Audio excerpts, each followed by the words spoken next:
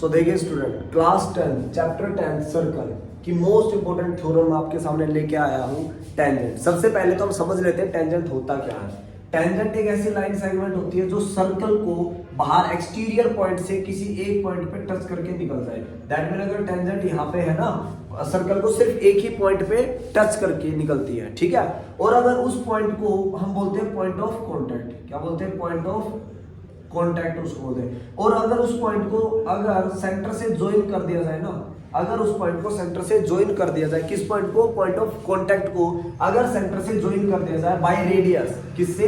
Radius draw करके, तो वो फिर रिलेशन जो बनता है ना, वो वहां पे एंगल जो बनता है वो 90 डिग्री का बनता है। हमेशा याद रखना, अगर पॉइंट ऑफ कांटेक्ट को रेडियस से ज्वाइन कर दिया जाए, किससे?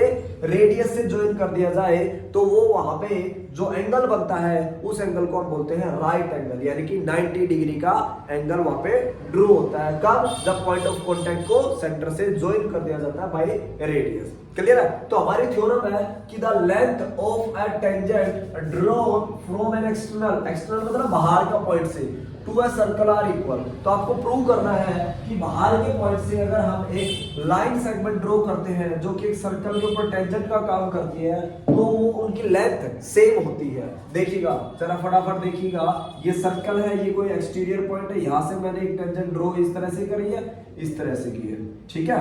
इसको टच करते हुए, इस सर्कल को टच करते हुए दो टेंजेंट मैंने ड्रॉ कर लिए एक्सटर्नल पॉइंट पी से। यहाँ पे पॉइंट ऑफ कांटेक्ट हमारा ए हो गया, यहाँ पे पॉइंट ऑफ कांटेक्ट हमारा बी हो गया, यहाँ पे हमारा सेंटर हो गया। इसको सेंटर से ज्वाइन कर दीजिए बाय कंस्ट्रक्शन और इसको भी ज्वाइन कर दीजिए। Now it's become a quadrilateral, है ना। क्वाड्रिलेटरल बन गया PABO। क्या बन गया? PABO। और इस क्वाड्रिलेटरल को PO डायगोनल हो गया, और इस डायगोनल के थ्रू क्या कर दिया हमने? दो ट्रायंगल्स में डिवाइड कर दिया। अगर मैं इन ट्रायंगल, मुझे प्रूव क्या करना है, पहले देख लीजिए। टू प्रूव, मुझे प्रूव क्या करना है? PA is equal to PB, यानी कि मुझे दोनों टेंजेंट्स की लेंथ इक्वल प्रूव करनी है। दोनों टेंजेंट्स की लेंथ इक्वल प्रूव करनी है, यानी कि PA is equal to PB करनी है मुझे। क्लियर है? तो देखिए अब यहाँ पे आप लिखिएगा इन ट्रायंगल PAO